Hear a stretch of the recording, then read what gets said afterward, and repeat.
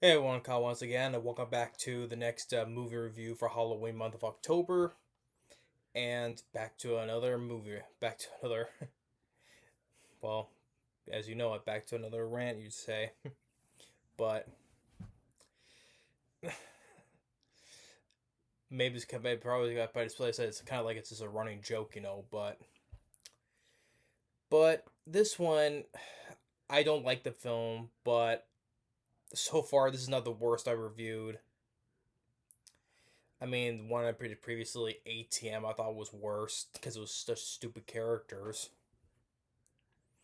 But and of course, let alone the Fog remake, I also did was much worse than this. But this was just such. It was basically this is just basically it was just a tame, mediocre movie.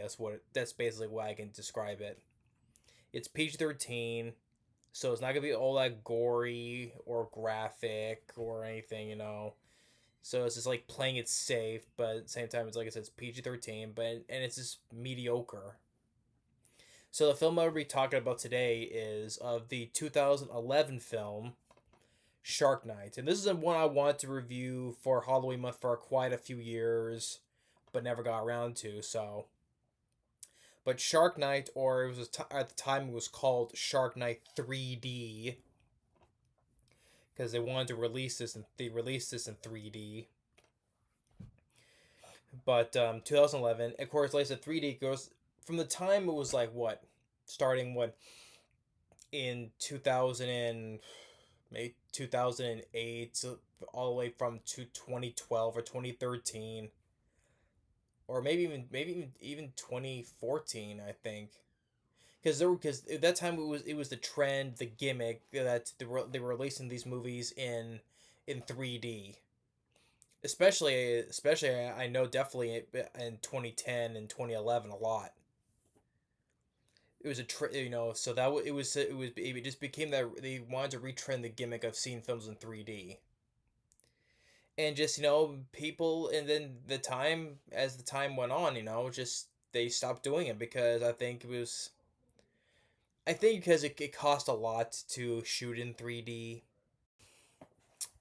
So it just wasn't the same trend as it was back in the day, which of course then back then they say it's cheaper, but because it was doing the using those red and blue 3D glasses, though different. But but this film, going back to this though, this film came out. It didn't do well. It didn't do well in the U.S. or overall. Maybe about 40 million worldwide on its budget of 25 million. I think it made like what 18 million in U.S. So overall didn't do that well.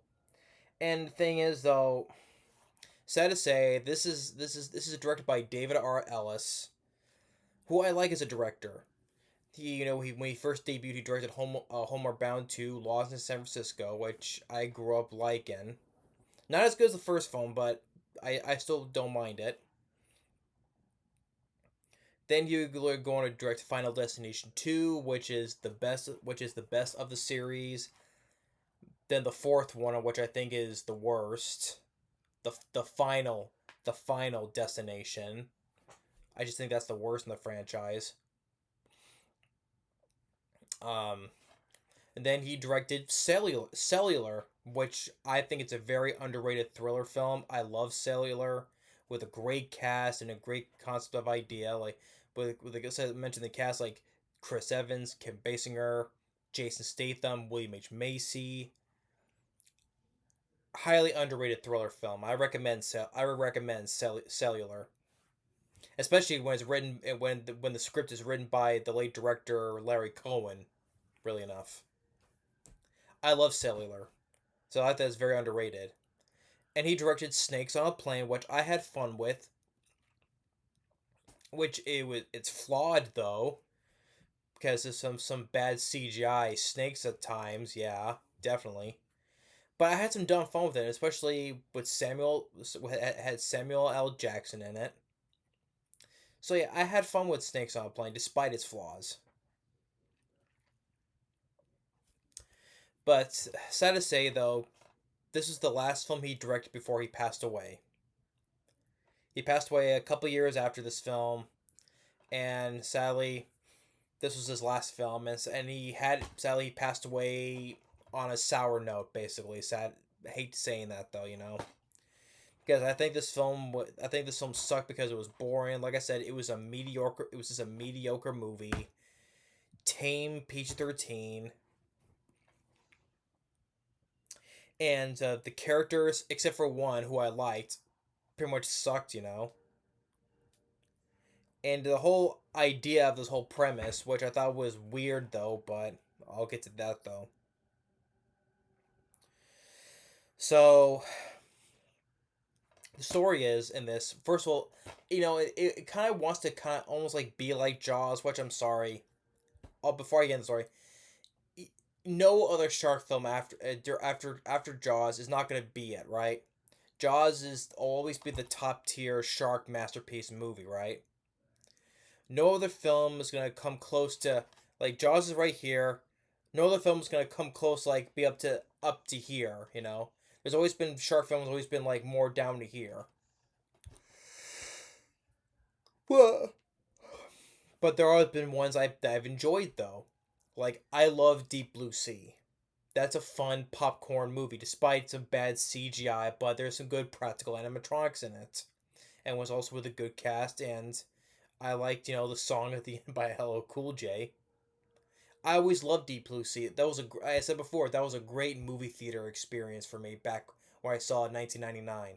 One of the best theater experiences I've seen when I was a kid. And I told you the explanation why behind the story behind that. I love Deep Blue Sea. I still got the poster right there.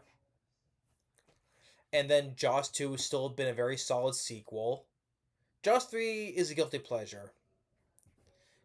We all know about Jaws 4 The Revenge. But other shark films. Now, this is even worse.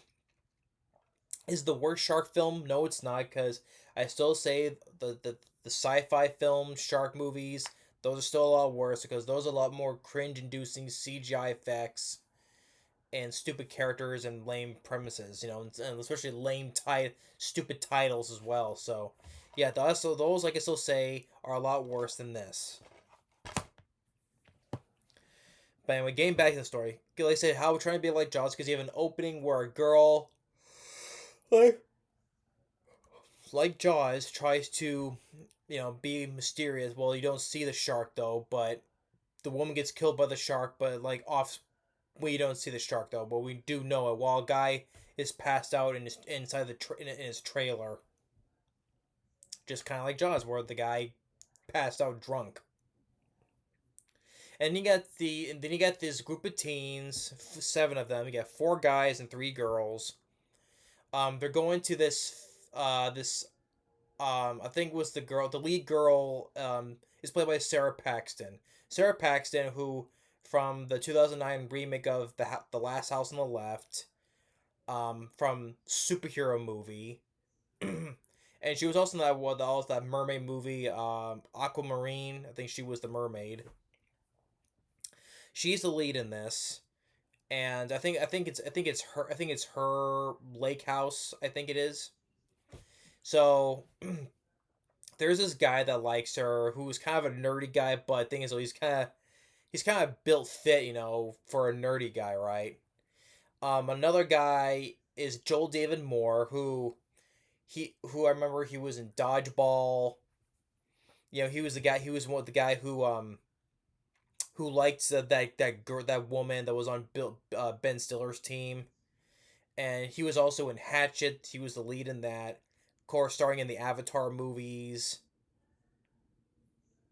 So yeah, so Joel and I know he's been in some episodes of this TV show Bones, which really enough there was an episode that was premiering Avatar, which is very ironic because he was in Avatar. So yeah, so Joel David Moore, and so he's another one of them. Another guy, which is I forget the guy's name, but he's the guy who played the another version of Flash from the Amazing Spider-Man movies with Andrew Garfield. He was the other version of Flash from the high school. So he's another guy that goes along with them, and like I said, the built fit nerdy guy, and the the one black guy named Malik, which I would say he was the best character in the movie. I'd rather the film would have had him be the lead, you know, because I liked his character. So, but I'll get into his character though. And then the three girls, like Sara Paxton, this one girl, and then the other girlfriend of Malik. That's the black guy's name, Malik. So the girlfriend of him. So they go to this lake house. They meet like some of the locals, like these two rednecks. One guy, there was a character named Dennis who knew Sara Paxton from back then, and his buddy is another redneck, is played by Joshua Leonard. Joshua Leonard from Joshua Leonard from the Blair Witch Project. And I was like, oh cool, you know, hey, it's Joshua Leonard from the Blair Witch Project, which I love, you know. And then they along the way they meet the sheriff played by Donal Logue. Donal Logue, he was known. I remember him when he was starting the first Blade movie.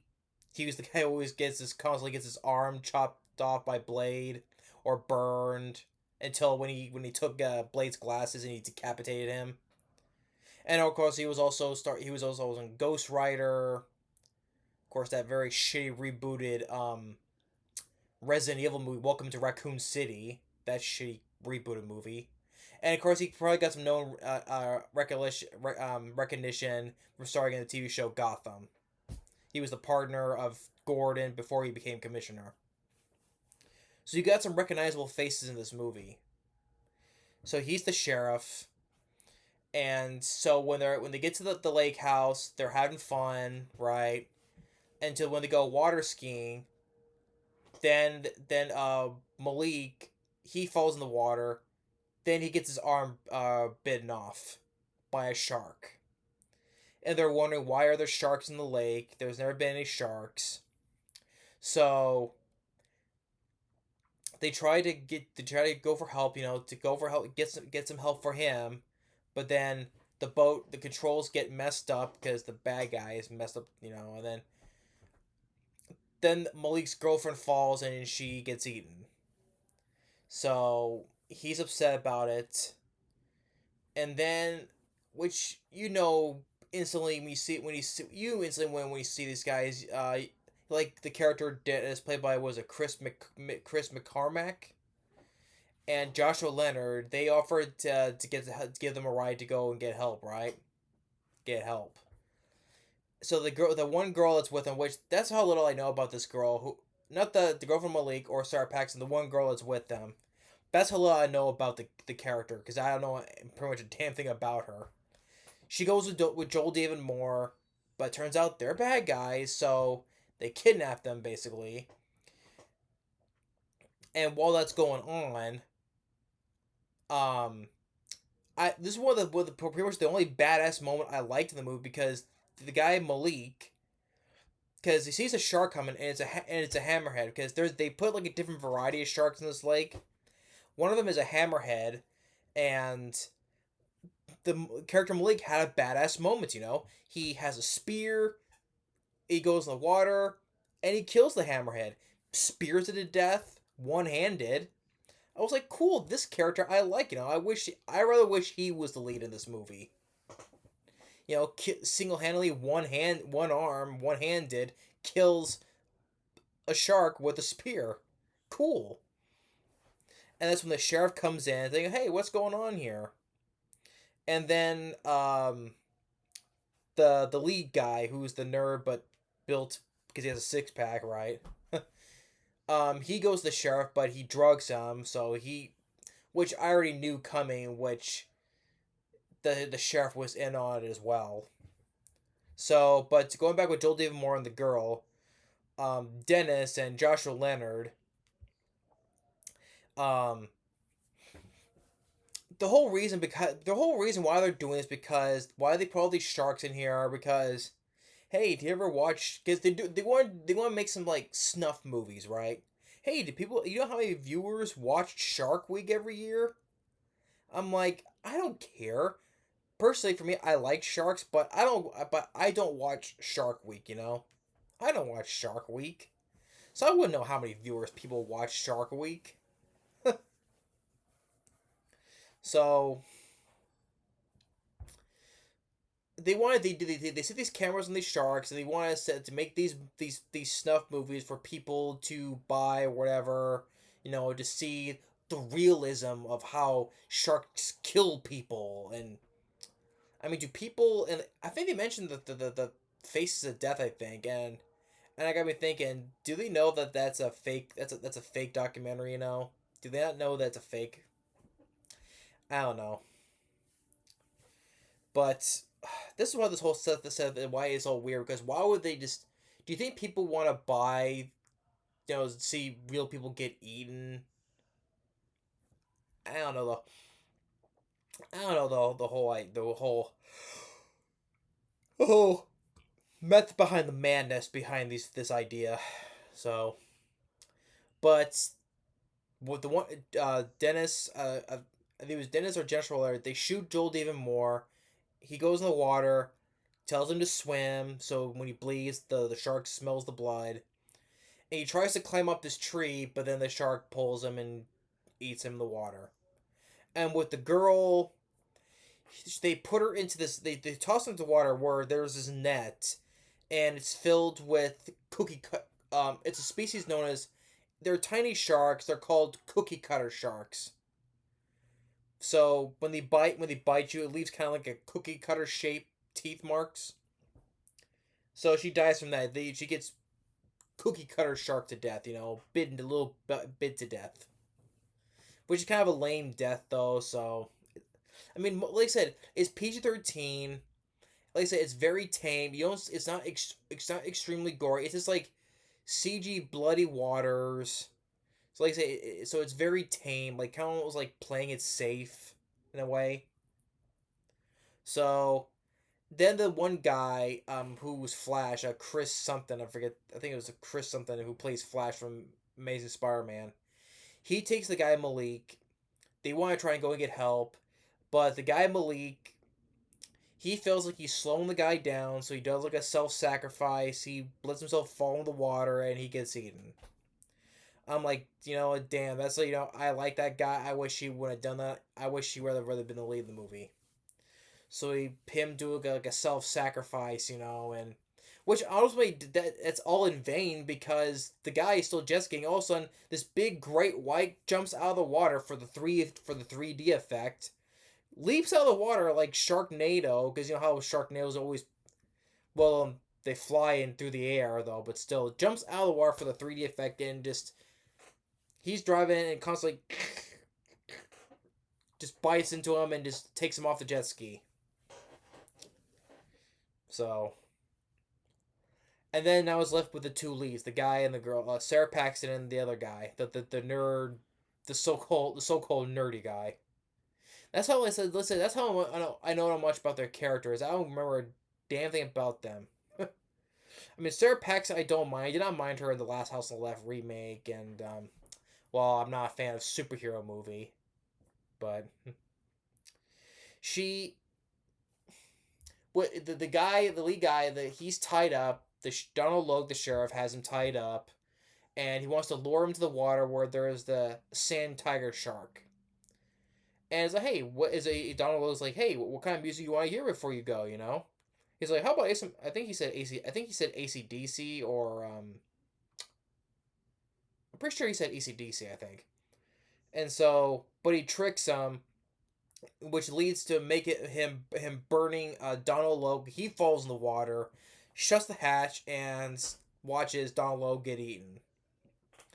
And so then he finds the girl, Sara Paxton, holds Joshua Leonard like a hostage, but then the character Dennis goes and just throws a knife into Joshua Leonard, just purposely kills him. I don't know what he wanted to get him out of the way. I don't know if he was in his way. I don't know. So then the two fight. They're in the water. Sara Paxton's underwater in the cage.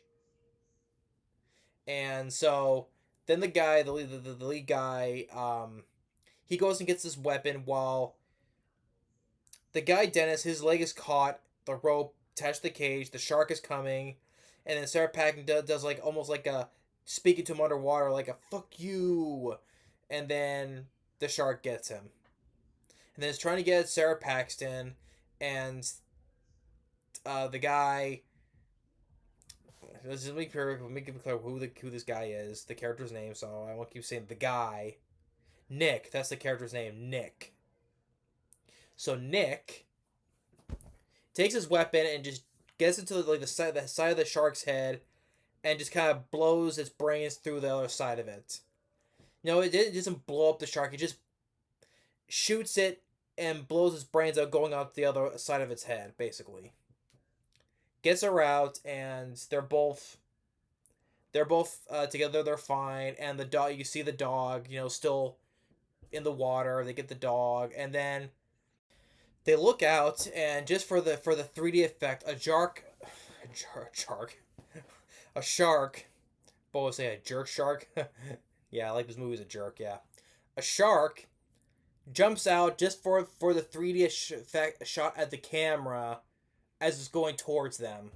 So we don't know if it jumps out and kills them both. I have no idea. They just did it just for a 3D effect. That's what it is. Jumps out in front of the camera for the 3D effect. So that's basically that's and that is it. It's just like it's just like I said, it's just a boring, mediocre, tame PG-13 shark movie. And it's sad to say that, like I said, this is the it's the last film that David R. Ellis directed before he passed away, and sadly he passed away, his last film leaving on a sour note, basically. Sad to say. But because I like David R. Ellis, I enjoy Final Destination 2. I love Cellular.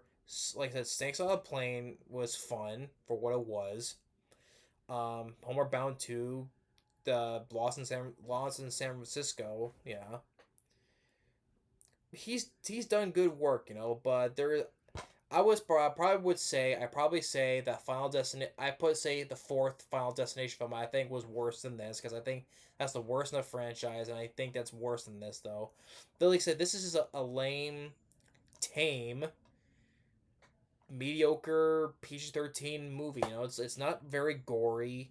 It's this CG blood in the water, basically. And they said there was like practical animatronic sharks. Well, I guess the only practical animatronic shark you see is when the dead hammerhead's on the beach after Malik killed it, or when he's stabbing into it. That's pretty much like the only one I would say. And there's other shark films I thought were better. I mean, The Shallows with Blake Lively. I think that was a much better movie. I like The Shallows. That was a good shark film. Now, as I say, it's not on par what I would say with Jaws 2 or Deep Blue Sea, though, but I like The Shallows. That was a good one. I would say it's definitely better than this. But the music is done by Graham Revell. He's done good scores on good films I've seen before in the past. Child's Play 2. Yeah, he did score for Child's Play 2. That was good. The score from Dusk Till Dawn. Even in the Mighty Morphin Power Rangers movie, I say he did the score for that was much better than this. Yeah, Graham Revell. He also did the score, for Freddy vs. Jason. Yeah. So Child's Play 2, Freddy vs. Jason, from Dusk Till Dawn, the Mighty Morphin Power Rangers movie. Scores I think he did better, was much better than this. It was just, like I said, pretty much a nothing score. Like I said, the characters were forgettable. Didn't know much about them. I mean, Sara Paxton, she was okay. Yeah, Dennis Milligan, that's the guy who played the Nick, the nerdy, fit guy. I mean, Donal Logue, Joshua Leonard, okay, and, I mean, and they were bad guys from missing you saw them. And Joel David Moore, yeah, but... I mean, rest in peace to David R. Ellis, but he just left on a sour note, sad to say, in my opinion now. It was a lame... I mean, like I said, there are films much worse than this, well known shark films worse than this. But it was just, like I said, it's PG-13. It was just tame. That's what it was. Tame and mediocre. And I just didn't get the whole bad guy's plan is for doing this. Oh, for like Shark Week, let's shoot. We want to shoot this the realism of how people get murdered or eaten by sharks. And what is this vacancy? How the murderers are always videotaping the people killing people in their guest room and selling them. It kind of reminds me of that of the idea from Vacancy with Luke Wilson, Kate Basinger, not Basinger, Kate Beckinsale. Yeah, so I'm not a fan of this film. Rest in peace to David R. Ellis, but he's done better work than this. Snakes on Plane is definitely much more fun than this, let alone Cellular or Final Destination 2. But that's me. But Shark Night or Shark Night 3D, it wasn't worth the 3D. It definitely wasn't. But thanks for watching. Stay tuned for more for Halloween month, and we'll see you next time. Later.